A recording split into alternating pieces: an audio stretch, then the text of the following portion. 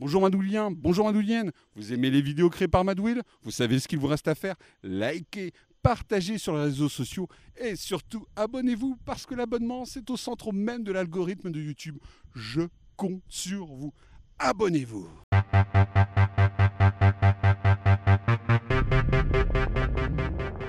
Je vous propose aujourd'hui de revenir sur le Charlie de Don Bluth.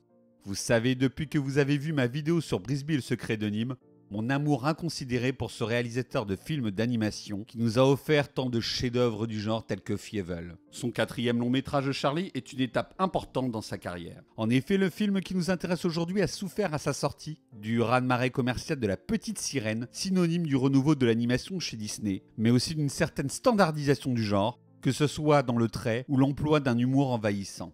Malgré d'évidentes qualités esthétiques et thématiques, son Charlie sera seulement sauvé d'un point de vue financier par sa carrière en vidéo. En 1939, Charlie, un chien des rues de la Nouvelle-Orléans, s'évade d'un pénitencier où il purgeait une peine pour divers larcins. Il retrouve son ex-associé Carcasse, un féroce bulldog qui est à l'origine de son arrestation et qui ordonne à un chien tueur de le supprimer. Écrasé par une voiture, Charlie rejoint le paradis. Il proteste tant et si bien qu'il est renvoyé sur Terre où il décide de se venger. Il rencontre alors une petite orpheline capable de parler au chien qui lui fournit de précieuses informations sur ses ennemis. Ce long métrage est servi par une animation d'une fluidité exemplaire. Les décors peints sont splendides et reproduisent parfaitement la Nouvelle-Orléans. Quant à la jeune héroïne, Anne-Marie, elle est tout simplement l'un des plus beaux personnages designés par Bluth, avec son visage d'ange et ses joues légèrement rosées. Enfin, le film témoigne d'un savoir-faire unique de son réalisateur pour insuffler de la vie aux animaux. Charlie est tout simplement magnifique et c'est un plaisir de tous les instants que de le regarder.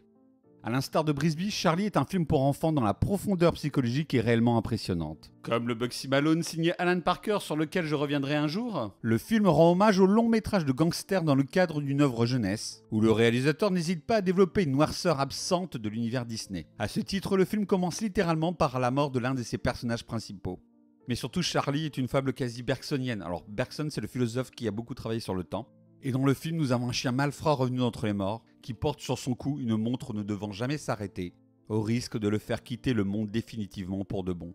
Le film devient alors une réflexion passionnante sur la nécessité de prendre conscience du temps passé sur cette terre, qui doit être au service d'un certain humanisme selon Bluth. Comme je l'avais déjà indiqué dans Brisby et le secret de Nîmes, c'est un film ambitieux signé par un réalisateur de confession mormone, qui pourtant ne fait jamais de prosélytisme. Même si on trouve ici ou là quelques images bibliques, comme ce final où la petite fille est sauvée des eaux à la manière de Moïse. Comme souvent chez Bluth, cette jolie fable sur la rédemption ne fait jamais preuve de manichéisme par le biais du personnage de Charlie, un canidé de la pire espèce, tout à la fois manipulateur et égoïste, qui finira par risquer la vie de la petite Anne-Marie et de son meilleur ami. Charlie est une œuvre mélancolique, qui aura été marquée par le décès de la jeune actrice qui doublait la petite Anne-Marie, qui sera violemment assassinée par son père et qui ne pourra jamais voir le film fini. Un très beau dessin animé dont le principal défaut est sans doute une bande musicale vraiment moins marquante que son concurrent d'alors, la petite sirène.